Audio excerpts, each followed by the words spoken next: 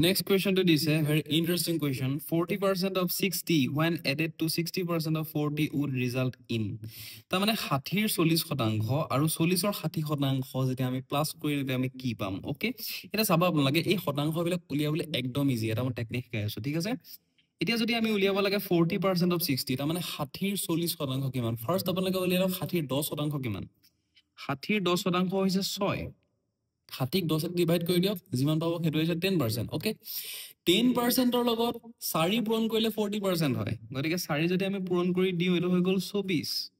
Okay, প্ৰথমতে আমি 60 10% লিয়ালো, সেই 10% লগত 4 পূৰণ কৰি দিলে তাৰ 40% হৈ যাব। 40% কিমান পালো? 24। মানে 60 40% 24। আচ্ছা, 40 ৰ 60% উলিয়াব লাগে, তাৰ মানে 40 প্ৰথমতে 10% উলিয়ালো 4, তাৰ লগত আমি কিমান পূৰণ কৰিম? 6 পূৰণ কৰিম যাতে 60% ওলাই যায়, কাৰণ 10% into 6 মানে 60%, গতিকে এটো হৈ গল 24।